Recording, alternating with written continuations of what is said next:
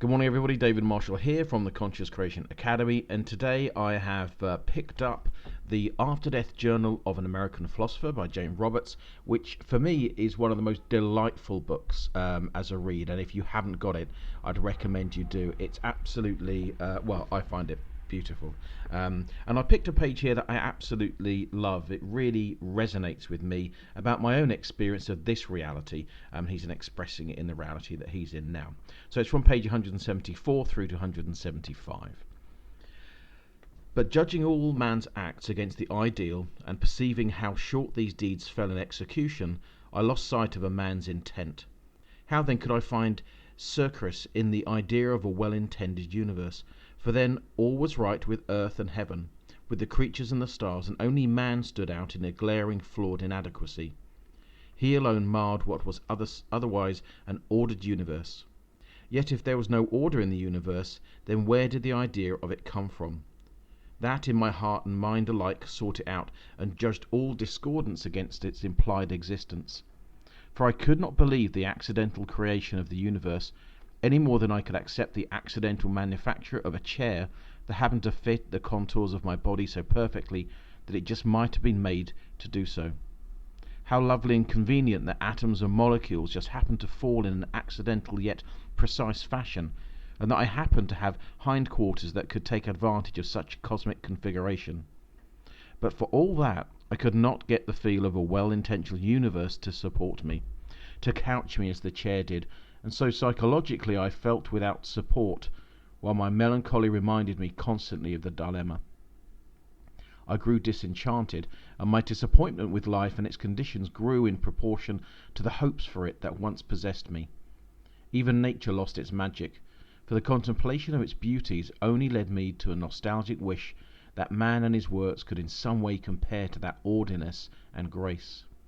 The inner atmosphere of my existence was almost the opposite to that state that I am now enjoying. Yet in life I did have some sense of this freedom, and possessed hints entirely overlooked for the ease and the emotion from which I thought, and the action of my thoughts themselves had the same swift mobility, safety, and ease. That is, my thoughts flew out from me in such profusion that I never kept track of them.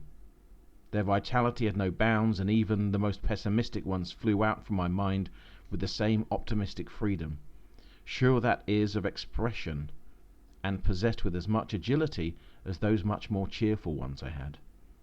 Now, however, I am surrounded by a sense of psychological luxury, and supported by an atmospheric presence whose qualities I find at once so curious and so familiar. This presence is responsive. I'm sure that it reacts to me, and yet while it is everywhere, it is not obtrusive, but again, like the summer day, it is more like a delightful medium in which all living is bathed, so that it is quite possible to forget it almost, or to take it for granted. I say almost because its qualities emerge upon you slowly, or did on me, so that it was some time before I realized its responsiveness, for example. Therefore I suspect that the dimensions of its existence reveal themselves or are revealed according to the attention that one accords them.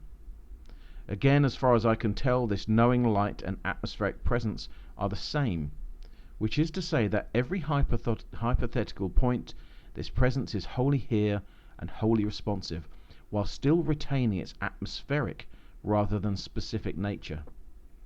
And I know that I am cut from the same cloth, a self formed about me, like the finest garment stitched according to an eternal pattern, tailored with multicolored beads of time, figured flesh without seams.